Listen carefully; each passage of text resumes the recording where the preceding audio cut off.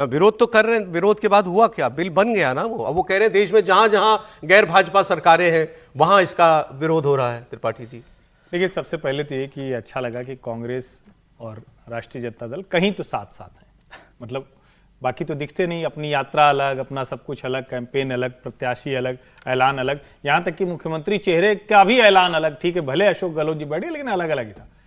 लेकिन मुझे दूसरी तरफ ये चुनाव अब जाता दिख रहा है। हम लोग उस दिन बात कर रहे थे जिस दिन प्रधानमंत्री नरेंद्र मोदी ने एक बटन दबा के वो 10,000 रुपए महिलाओं के खाते में डाल दिया था। हम लोग चर्चा कर रहे थे कौन कौन सी वृद्धा पेंशन, बहुत सी चीजें। नीतीश जी ने एकदम से खजाना खोल दिया है। लेकिन आप जरा कल्पना कीजिए, लालू जी का स्वास्थ्य खराब होने के बावजूद वो एकदम बढ़िया से दोपहरी वाली गर्मी में चले आते थे वक्फ की रैली में। अब तेजस्वी यादव कटिहार में, अररिया में, किशनगंज में, जो भी कह लीजिए, वो जो इलाके हैं, वहां जाके कह रहे हैं कि इसको कूड़ेदान में डाल देंगे। अब आप जरा ये दोनों चित्र एक साथ लगाकर देखिए। प्रधानमंत्री मन की बात में क्या कह रहे हैं? छठ की बात कर रहे हैं। देश भर के रेलवे स्टेशनों पर क्या हो रहा है? छठ पर्व के गीत बज रहे हैं। नेता क्या कर रहे हैं? अलग अलग नेता दूसरे नेता के यहां जाकर छठ पूजा में खरना का प्रसाद ग्रहण कर रहे हैं। और कल ठेकुआ भी लेके आएंगे, संगीत रागी जी ने कह दिया है, प्रोफेसर साहब भूलिएगा नहीं। तो एक तरफ तो भारतीय जनता पार्टी ये वाला माहौल बना रही है, और तेजस्वी कहां अड़े हुए हैं? छठ के इस महापर्व के बीच में तेजस्वी अड़े हुए हैं, ये कानून कूड़ेदान में डालेंगे क्योंकि ये मुसलमानों की सहमति से नहीं बनाया गया। अब चुनाव में तो ये सब बातें चलती हैं ना। हम लोग तो, जो विजय जी ने कहा कि यहां से नहीं, उनको तो दिख रहा है ना। भाई बीजेपी को 80 में 40 चाहिए। ये तो 18 से शुरुआत करेंगे, पहले अपना 18 पक्का कर रहे हैं ना। नहीं, लेकिन मैं फिर वही कह रहा हूं, ये 18 पक्का करने के ही चक्कर में उत्तर प्रदेश में संभल हार गई थी समाजवादी पार्टी। यही वाला पक्का करना तो 40 था, ये तो 18 ही है। 40 वाला हार गए थे, क्योंकि जब इस तरह से आप करने लगेंगे। जोड़ दूं कि बिहार में जो 22 सीट है, 22 विधानसभा है, वो भारतीय जनता पार्टी जीत गई थी इसी चक्कर में, क्योंकि पोलराइज हो गया था। वहां के यादव पोलराइज हो गए अगेंस्ट में मुसलमानों के। जब आप बताते यादव भी पोलराइज हो जाते हैं अगेंस्ट। बिल्कुल। ओके, मैं 22 सीट को तो मैं उदाहरण बता रहा हूं। आप कंप्लीट करें सर, बस जा रहा हूं। नहीं, देखिए, यादव पोलराइज होना मैं इसको अलग तरह से देखता हूं।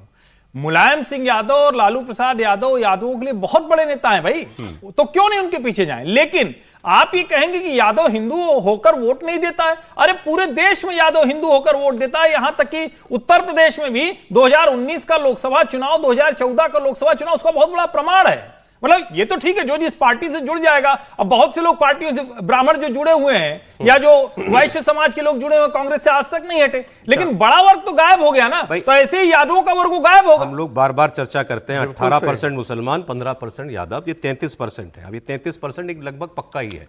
मतलब इसका 70 to 80% वोट मिनिमम, 70% तो वोट जाता ही है पक्का होता है, तेजस्वी और कांग्रेस को। सभी जी थोड़ा सा डेटा दे रहा हूं।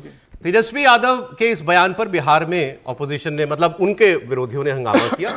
बीजेपी इसे तुष्टीकरण कह रही है, कांग्रेस इसके समर्थन में खड़ी हुई है। इस बयान को आप सीमांचल की 24 विधानसभा सीटों से सीधे जोड़ करके देखिए।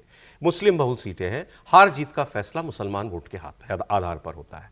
सीमांचल की इन 24 में से 7 सीटें पूर्णिया की हैं, यहां 37% मुस्लिम मतदाता हैं। कटिहार में भी 7 सीटें, यहां 63% मुस्लिम वोटर्स हैं। अररिया में 41% मुसलमान हैं, जो 6 सीटों पर फाइनल वर्डिक्ट देते हैं। किशनगंज में सबसे ज्यादा 68% मुस्लिम्स हैं, 4 सीटों पर ये लोग हार जीत तय करते हैं। अब अगर पूरे बिहार में देखें तो 243 में से 85 सीटें ऐसी हैं जहां 20% से ज्यादा मुस्लिम हैं, 15 सीटों पर 40 से 50% मुसलमान हैं और 40 सीटों पर 30% से ज्यादा मुसलमान हैं। तो ये वो असल वजह है जिसकी वजह से इस किस्म के स्टेटमेंट आ रहे हैं।